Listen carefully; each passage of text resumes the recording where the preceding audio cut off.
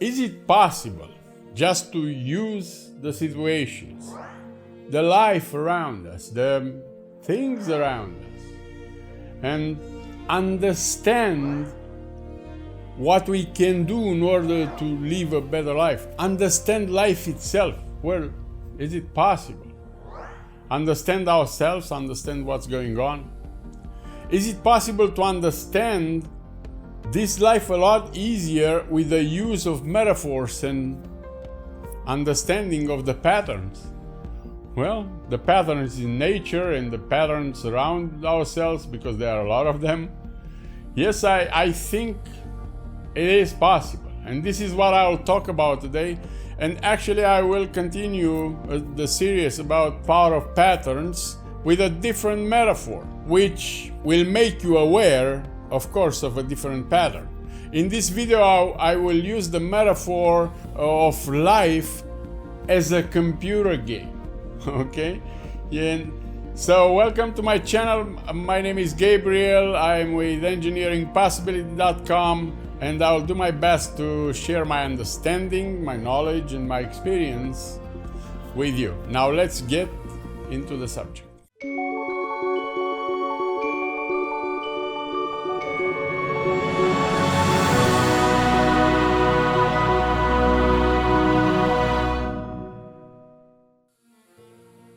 The metaphor of life as a computer game is not just a metaphor. It is also a pattern of thinking and behavior that we can observe, we can learn from, and of course we can apply it into our lives somehow. And apply is very important. I remind you many times this thing because it doesn't matter how much understanding you have if you don't apply that understanding. Applying is the difference that makes the difference. At least you tried. Okay? If you try it for yourself, see what is working for yourself. Give it some thought and put it in practice. That means to apply for a certain period of time. See if it's working for yourself, for your perspective, for your paradigm, okay? I got this idea about life as a computer game just watching people who are playing computer games, okay? I don't like to play computer games for some reason. I don't know, I never did. But I'm seeing a lot of people doing it and I like to observe them. So once I was watching someone playing a certain game and it hit me. I had this idea, I have this thing in my mind that stuck with me. I asked myself, is it possible that myself, my real self, is playing a game and that what I call my body is just a character in this game that we call life? Is that possible? Of course, he is in me as well. I'm not separate from myself, because if you separate from yourself, or I will separate from myself, this body will be dead instantly. But my body and my mind are the tools of myself. And it was funny because another thing hit me. If that's true, what we call AI or artificial intelligence is in fact us. Our body, our bodies, the characters in this game of life. That's artificial intelligence, because now we are so afraid of that pretty soon a computer program or a character from our computer games will become self-aware. But it never occurred to us that we are an accumulation of software ourselves. Okay? Running on the piece of hardware which we call our body. It's the same thing as in a computer. We installed the software that we call our mind now. It was installed into our mind. It's not something real, it's an accumulation of software. That's our mind, our ego.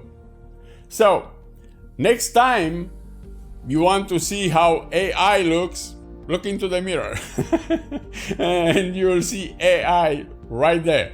And I gave this idea some thought, And I did some research, and now there are many famous people and even famous physicists that are suspecting that we are living, in fact, in a computer-like simulation. And if you think about and take a closer look, there are a lot of similarities, okay? I did this. And there are a lot of similarities between our body as a hardware, our mind as a software, and ourself as a player, as the computer programmer and the player. My belief is that the whole universe is a pattern repeating itself at every scale.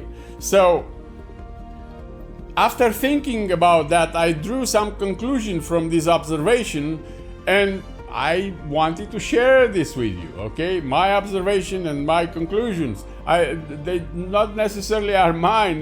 Maybe I picked up the collective thought.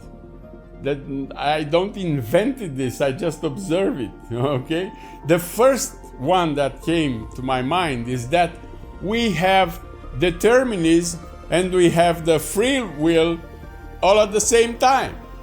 Because some people say that the reality is deterministic by nature, some people say we have free will, and they cannot coexist. Well, in a simulation like this, they can. And let's talk about determinism, what I observed. For example, you want to play a game, and supposedly you have the game on a DVD, okay? You have the game on a piece of DVD. What is there? There are some characters on that DVD. There are some results on that DVD. There are some places. There is a scenery. There is and there are the characters. And that piece of DVD cannot be. You cannot add anything to it. So you cannot invent something, you cannot create something, you just play, you just choose. And that piece of DVD, if we compare it with the time on that piece of DVD, even though there are a lot of possibilities, but a limited number of possibilities, but there are a lot, they are all happening at the same time. They are all there on the piece of DVD. So we know now that the only time is the eternal now. Everything that was, is, and will be can be as a possibility. It is already created. It is already here. It is already on the piece of DVD. The difference between the computer game and the game of life, the cosmic game, is simple. On the piece of DVD, on that piece of DVD, on that game, there are a number of possibilities, a limited number of possibilities. On the cosmic game, on the other side, there are an infinite number of possibilities. So, this was the deterministic thing. So everything is created. Every possibility is created. So how about the free will? Well, that's easy knowing what we know so far. In a computer game, we have a finite number of choices. Okay?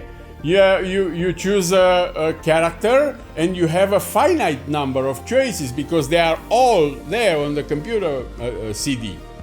So you can't go further than that. But in the cosmic game of life, we have an infinite number of choices every moment, which can lead us to an infinite number of possible outcomes already created. They are already there. And yes, we have the freedom to make any choice at any time, regardless of the outside circumstances. And I thought that's great. You know, to have that freedom, you have everything that's created there, and you just choose. You don't have to create. You don't practically attract something. or create something. You go for it. That's it. You decide it, you do what's necessary, as in a computer game, because you have a certain road to go in order to reach a destination that you want in a computer game and in the game of life. In the Western religion, there are those 10 commandments, okay? I think, in my belief, I think there are no commandments actually. If you have the possibility to choose, I think those are more like recommendations from beings that achieved a certain level of understanding and experience. So we are free to choose, and they left us with those recommendations so we won't experience bad things. And if we follow it, if you don't steal, you don't lie, you don't whatever, you'll have a better life, okay? But they are not commandments. A commandment, in my opinion, is something that you do and happens instantly. The punishment is instant. So, and not even like that. You cannot possibly do that. So, I bet you can steal. I can if I want. Everybody can. Nobody will put a lightning through your head when you steal. There will be consequences when you steal, okay?